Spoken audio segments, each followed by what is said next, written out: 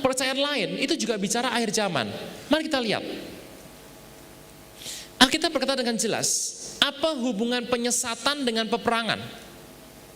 Yang bisa lihat ke depan itu nggak cuma orang Kristen, tapi juga orang-orang lain. Saudara saya Tuhan, saya mau berikan contoh. Kalau Tuhan itu datang, Tuhan Yesus itu Tuhannya kita, Tuhannya mereka, dan Tuhannya mereka.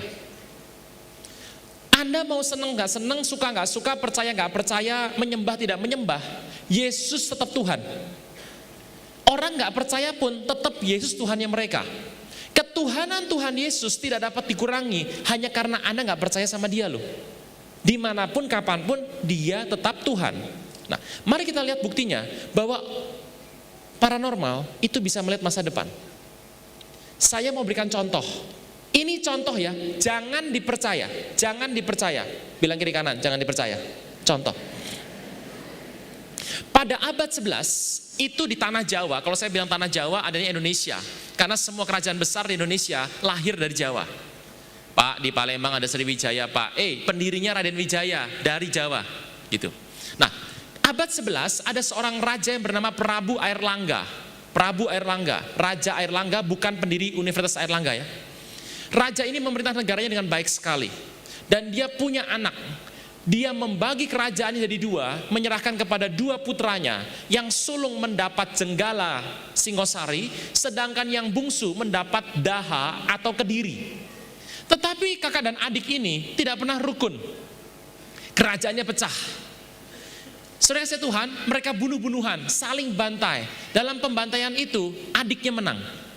Kakaknya dibantai habis beserta seluruh pasukannya. Makanya Anda sekarang bisa ketemu kota Kediri besar, tapi kota Singosari Anda boleh cari, kecilnya bukan main. Nah, saudara saya Tuhan, waktu adiknya memerintah, adiknya ini punya anak. Jadi cucunya Raja Airlangga, nama anaknya ini adalah Prabu Jayabaya. Orang Jawa bilang Joyoboyo. Waktu dia memerintah, kondisi negaranya Gemah Ripah Lojinawi, Toto Tentrem Kertora Harjo. Artinya damai, titik. Anda orang Sunda mendengar bahasa Jawa mah udahlah, bahasa luar angkasa. Waktu raja ini memerintah, masih ingat mantan Presiden Soeharto itu pada tahun 96-97 sebelum dia lengser, dia pernah mengeluarkan kata-kata seperti ini. Lengser ke Prabon, madeg pandito. Artinya mundur dari raja, dari tahta, menjadi seorang pendeta, pandito. Jadi meninggalkan kerajaannya, kemudian naik menjadi seorang pertapa. Ya kalau istilah orang Kristen full time gitu. Nah, saudara saya Tuhan, waktu dia memerintah, tiba-tiba dia mendapat panggilan untuk jadi pertapa. Dia mundur, dia bertapa. Abad 12. Waktu dia bertapa, matanya bisa melihat abad 16 sampai abad 21. 6 abad. Dia abad 12 bisa melihat 16 sampai 21. Dan waktu dia pulang dia stres berat. Dia tulis semua penglihatan dia itu ke dalam 175 syair dalam bahasa Jawa. Saya udah baca itu syairnya. Nah, dari semua syair itu isinya adalah ramalan-ramalan yang akan terjadi. Bukan ramalan sebetulnya, mengenai cerita yang akan menimpa Indonesia sampai abad 21. Nah, semua isi ditulis di situ semua. Nah, dari semua ramalan itu dirangkum dalam 7 perkara besar. Misalnya, Presiden Indonesia, siapa aja, sudah ada di situ semuanya. Nah, dari cerita itu ada 7 peristiwa besar yang dirangkum oleh dia. Jangan dipercaya ya, Anda mulai nyatet nih, mulai seneng. Jangan dipercaya. Saya mau buktikan bahwa Alkitab jauh lebih hebat daripada dia. 1. Dia tulis yang pertama dari 7 itu. Murkane sabdo palon karononyo genggong.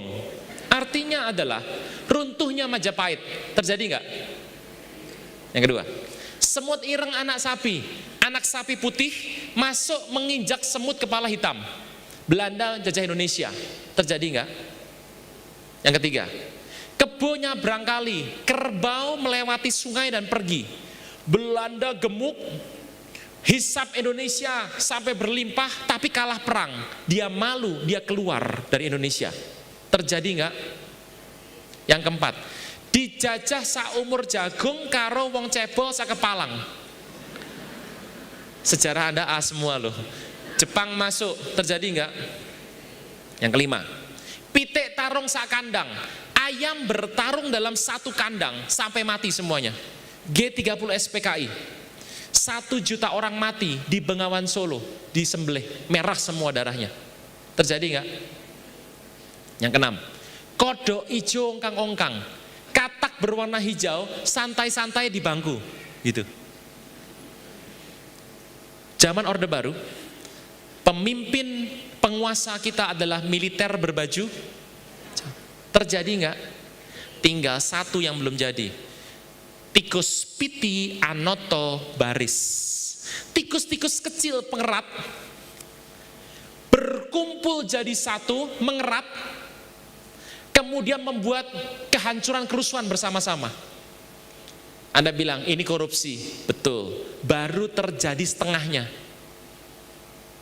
Bersatu membuat barisan, membuat kerusuhan. Ini belum terjadi. Mulai percaya toh, mulai percaya, ya toh. Toh. Saya akan buktikan. Matius 24 ayat 7 bilang begini.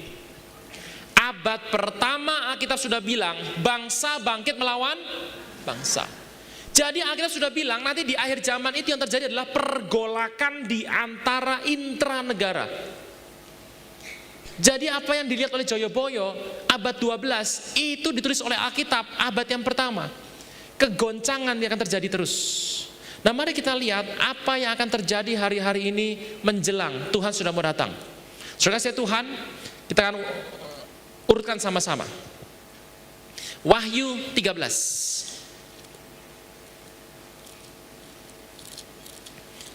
Saya tidak tahu apakah kitab Wahyu itu urut atau tidak. Karena itu adalah kitab tersulit. 3 kitab paling sulit pada ahli tafsir adalah kitab Roma, Ibrani, dan Wahyu. Wahyu 13. Wahyu itu ada kejadiannya. Nah, khusus Wahyu 13, 14, 15 itu saya temukan urut itu kejadiannya. Nah, mari kita lihat. Tanda pertama penyesatan, tanda kedua peperangan, tanda ketiga adalah krisis ekonomi, tanda keempat adalah sakit penyakit. Tanda ini empat-empatnya sudah dipenuhi. Seluruh tanda di Alkitab mengenai Tuhan datang sudah dipenuhi kecuali satu. Berdirinya bait suci ketiga. Itu belum. Semuanya sudah. Nah, mari kita lihat. Yang pertama, peperangan sudah akan terjadi. Bangsa bangkit melawan bangsa. Yang kedua, krisis ekonomi. Dunia itu pernah mengalami 6 kali krisis ekonomi. Yang pertama tahun 29, yang kedua itu depresi besar di Amerika, yang kedua adalah tahun 47 setelah Perang Dunia Kedua, yang ketiga adalah tahun 73 setelah Perang Yom Kippur di mana Israel dirempuk oleh 5 negara dengan prakasa Mesir, yang keempat adalah tahun 87 peristiwa glut, minyak banjir di mana-mana, yang kelima adalah tahun 97 krisis Asia, masih ingat Thailand yang pertama, yang terakhir adalah 2008 Oktober. Saudara saya Tuhan, kalau kita melihat cerita ini, kita tahu dunia itu akan mengalami semuanya 7 kali krisis. Saya merekomendasikan sebuah buku yang berjudul The Vision atau Penglihatan, ditulis oleh seorang hamba Tuhan senior bernama David Wilkerson. David Wilkerson adalah orang yang terkenal sekali karena dia pernah dipakai Tuhan untuk menobatkan seorang kepala gangster di New York yang namanya Nicky Cruz. Dan orang ini mendapat penglihatan tahun 73, kemudian menulis bukunya tahun 74. 35 tahun yang lalu dia sudah tulis kejadian apa yang akan menimpa dunia di atas tahun 2000. Anda bisa bayangkan, 35 tahun yang lalu dia tulis buku. Judul bukunya The Vision atau Penglihatan. Nah, saya menyarankan Anda untuk membaca buku itu. Di situ dituliskan dengan jelas sekali bahwa dunia ini akan mengalami krisis dan sudah terjadi. Dunia akan mengalami 7 kali krisis. Sekarang sudah berapa? 6. Berapa kali semuanya? 7. Tetapi yang ke-7 ini kelihatannya Anda sama saya tidak akan kena karena kita sudah rapture. Nah, seneng toh. Apa Pak cirinya? Saya beritahu saja, harga emas jatuh. Loh Pak, sekarang lagi naik Pak. Apa teori ekonominya? Nggak tahu. Nah, kelihatannya kita nggak bakal terima yang ketujuh. Jadi kita akan terima berapa? Sekarang sudah berapa? 6. Tapi masalahnya 6 ini ada 6A, 6B, 6C, 6D.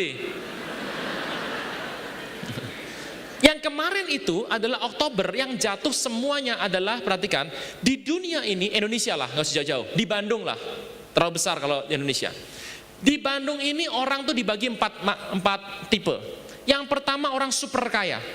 Orang super kaya itu terkena seluruh krisis. Begitu krisis, dia nomor 1 kena dulu.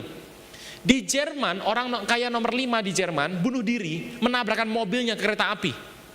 Ada seorang pengusaha di LA keturunan India, begitu sahamnya jatuh, dia ambil shotgun.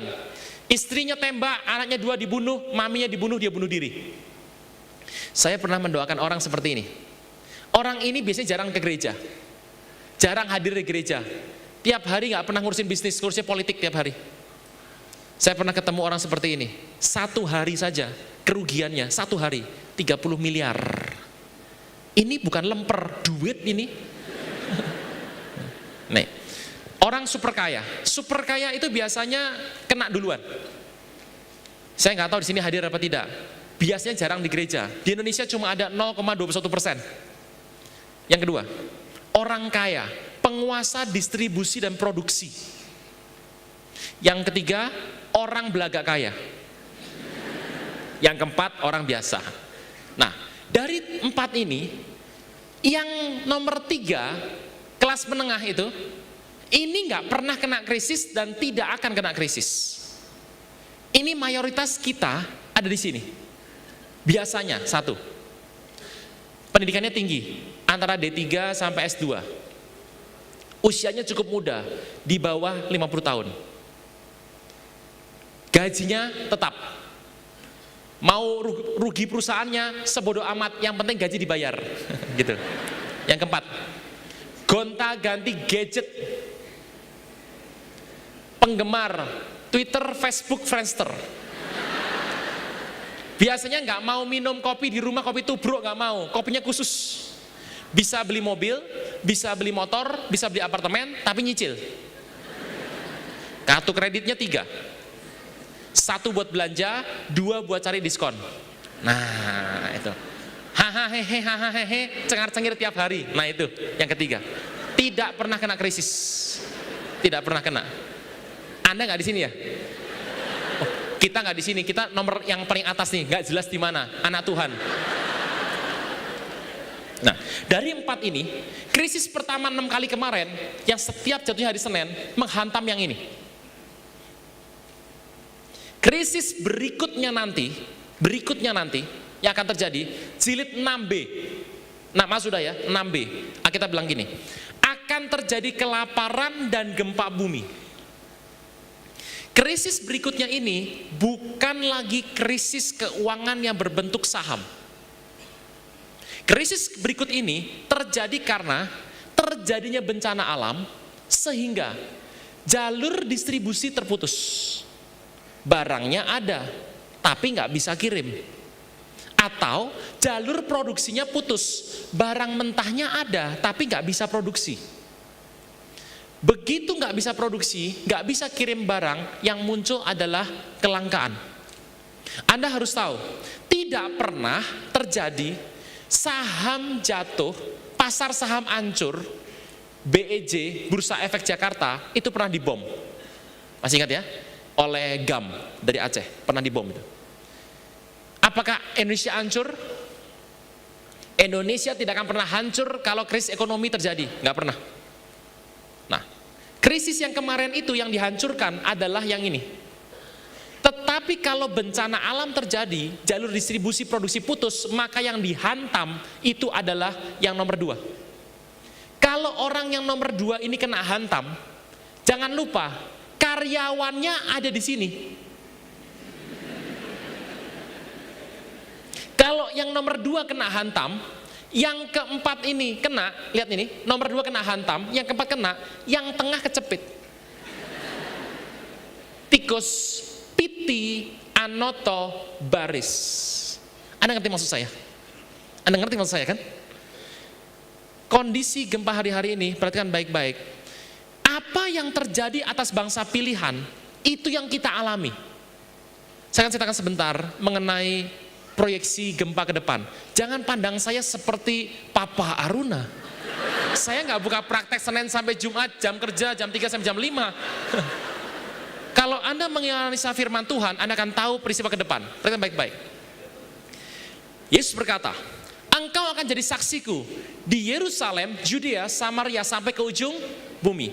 Dan pesan orang sebelum naik ke sorga itu sangat penting sekali. Saudara Tuhan, ada dua pesan penting. Yang pertama adalah Great Commission, amanat agung. Yang kedua adalah engkau jadi saksi. Kalau Roh Kudus turun atasmu, engkau jadi saksi. Kalau Roh Kudus gak turun atasmu, engkau gak jadi saksi.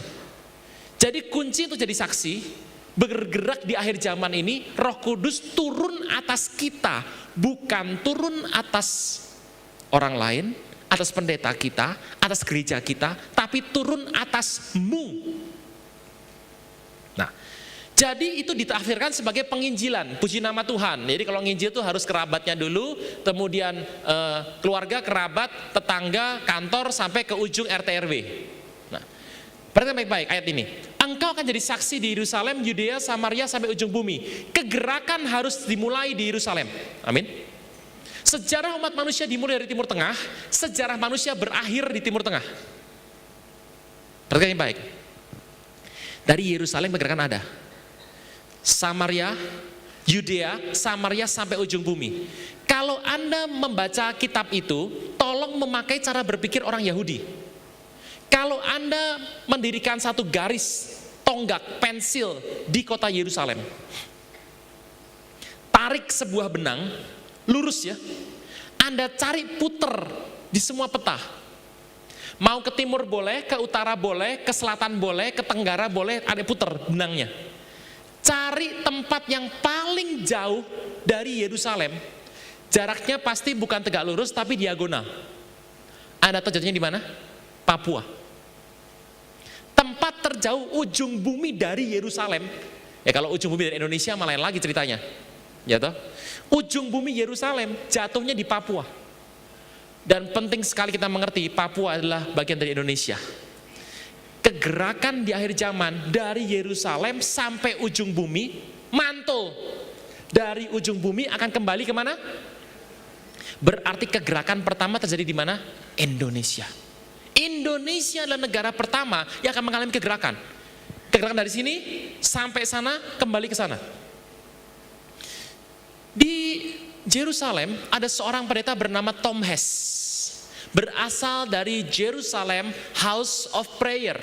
Bukan Japanese House of Pancake ya. J-Hope. Jerusalem House of Prayer. Nah, Tom Hess itu melihat global, itu sama dia dibagi 12. Mengacu kepada bait suci Nehemia, bait sucinya Herodes, bait suci ketiga, itu semuanya berbentuk segi 4, di tiap sisi ada 3 pintu gerbang. Nah, pintu gerbang itu diplot ke dalam global. Perhatikan baik-baik, kenapa pembagian Tuhan pakai angka 12? Kenapa Sio 12? Kenapa zodiak 12? Kenapa Yakub 12 anak laki-lakinya yang dipakai? Kenapa pintu gerbang 12? Kenapa murid Yesus 12? 12 adalah bicara mengenai angka kegerakan. Jangan kaget kenapa kepercayaan di luar Kristen juga menggunakan angka 12. Saudara kasih Tuhan, saya nggak bisa sempat bicara sekarang mengenai kepercayaan di luar Kristen. Tapi Anda harus sedikit curiga. Kenapa Sio dibagi 12? Kenapa zodiak dibagi 12? Mirip dengan firman Tuhan. Nah, waktu Tom Hess membagi dunia jadi 12 ini, Indonesia itu jatuhnya ada di 2 tempat. Karena Indonesia itu lebar sekali, dibagi 2. Bagian terbesar di timur jatuhnya masuknya ke Golden Gate, gerbang emas yang ada di sisi timur. Anda harus tahu, Golden Gate, gerbang emas itu adalah pintu gerbang yang ditutup oleh Sultan Salahuddin, ditutup. Kenapa? Karena bangsa Yahudi, orang Kristen, orang Muslim percaya Mesias itu kalau datang ke muka bumi, orang Yahudi percaya Mesias belum datang loh, jangan salah ya. Kalau datang ke muka bumi, itu nginjek Bukit Zaitun. Bukit terbelah dua, timur sama barat, terus dia akan masuk ke Golden Gate. Makanya banyak dipakai kuburan depan situ.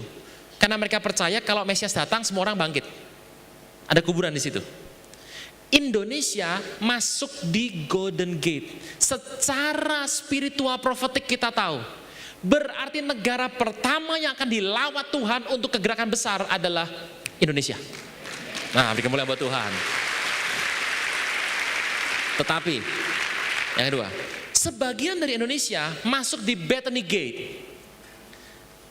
Di Israel yang lalu, berapa Anda yang mungkin pergi ke Sentul, Anda mendengarkan khotbah yang ada, nggak ke Sentul, nggak sempat ke sana, mendengarkan doa pengerja bersama gembala pembina kita Pak Niko.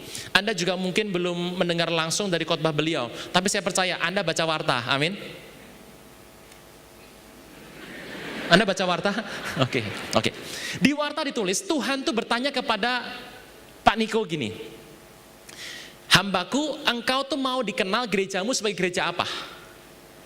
Gereja yang gedungnya besar, yang ngajarnya bagus, praise worship-nya mantep, atau khotbahnya bagus, atau gereja yang sukses apa? Dan Pak Niko menjawab, aku ingin gerejaku dikenal sebagai gereja yang peduli, care kepada orang susah. Saudara Tuhan, itu jawaban profetik. Anda tahu Bethany Gates, Bethany itu adalah artinya rumah orang susah. Indonesia itu dibagi dua, yang satu adalah Golden Gate, kegerakan, yang satu lagi adalah Bethany Gate, gerbang orang miskin, orang susah. Jadi kalau kita mau lihat kegerakan, kita tahu, kita harus mengubah gaya kita menjadi gereja yang care sama orang susah. Ini gereja dikenal sebagai gereja praise worship, dikenal sebagai gereja visi. Pernah tahun 95 dikenal sebagai gereja cool, family altar. Tetapi kita akan dikenal sekarang sebentar lagi ke depan sebagai gereja yang care sama orang susah. Berarti Anda tahu, tahun depan orang susah nambah apa kurang? Orang susah cuma ada dua. Satu kena bencana, yang kedua duitnya kurang. Saya mau tanya, berarti tahun ke depan bencana nambah apa kurang? Cari duit lebih gampang, lebih susah. Anda sudah ngerti, Anda sudah ngerti. Tetapi Tuhan bilang begini, engkau akan jadi berkat bagi orang susah. Berarti Anda diberkati toh? Nah, saya kasih Tuhan, justru yang kita akan dapat di akhir zaman ini adalah kita diberkati di tengah kesusahan. Gimana caranya? Tunggu sebentar, ada season berikutnya. Nah, saya kasih Tuhan, perhatikan ini. Semua, karena kita adalah negara pertama di mana kegerakan terjadi, maka semua yang terjadi secara spiritual di negara bangsa pilihan, itu yang kita alami di Indonesia. Saya buktikan ya, bahwa apa yang terjadi di Indonesia secara fakta, itu yang terjadi secara spiritual di negara pilihan.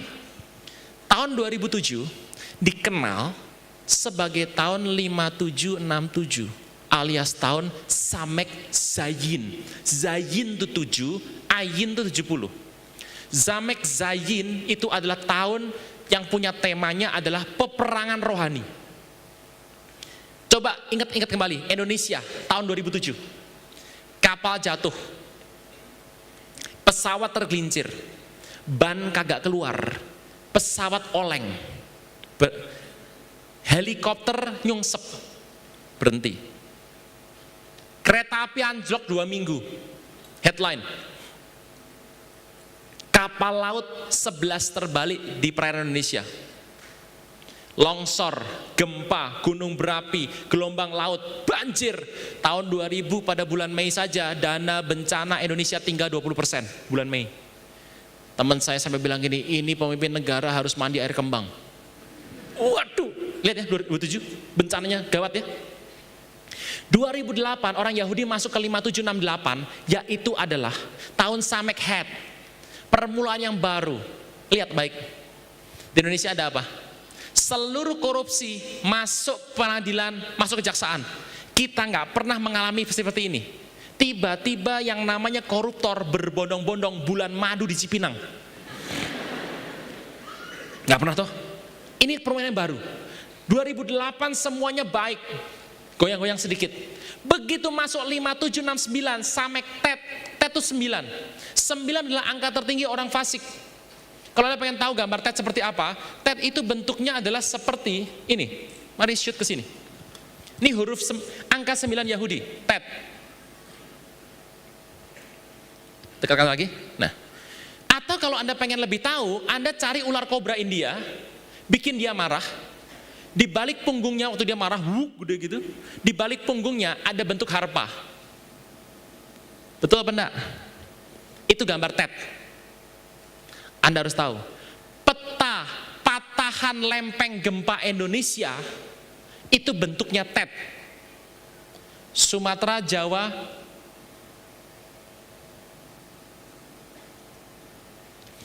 bentuk patahan gempa Indonesia. Perhatikan baik-baik. Tahun 9 adalah tahun yang penting, weton. Tanya yang para dukun di sini, yang mantan dukun. Kalau mau nyantet orang, tuh cari weton dulu. Nggak setiap hari boleh. Tanya dulu, wetonnya apa? Kalau salah bikin weton, bisa nggak nyampe nyantetnya. Setan tuh meniru Tuhan, pakai momentum. Saudara kasih Tuhan, perhatikan baik-baik. Kenapa tahun ini sepertinya semua kegeraman, kuasa kegelapan dicurahkan semua? Ini pas wetonnya. 9, pas sekali. Makanya orang kalau main judi pakai QQ, nggak ada 33. Biar nikmatnya diridoi sama yang namanya kuasa gelapan, direstui, sah. Soalnya Tuhan, lihat ini baik-baik. Patahan tuh begini. Gempa yang kemarin itu bentuknya begini. Lihat ini, dari timur ya. Sangir, Talaut, Makassar, Blitar, Jogja, Tasik, Cianjur. Sangir, Talaut, Makassar, Blitar, Jogja, Tasik, Cianjur. Harusnya kemana? Jakarta. Tapi mundur ke Jogja lagi. Nah, hari ini mundur ke sana. 2 hari yang lalu mundur ke Papua. Gempa berikutnya dari atas. Harusnya ketemunya di mana? Ini gempa sudah begini. Set, balik sana lagi. Karena ada doa jemaat di Bandung. Doa juga kagak, amin amin. Pernah dorong mobil? Dorong ulur. Kenapa dorong harus diayun? Supaya gebrakan kedua lebih besar. Lihat ini gempanya ke arah sini. Tinggal satu tempat, saya beritahu. Kalau tidak banyak anak Tuhan yang berdoa,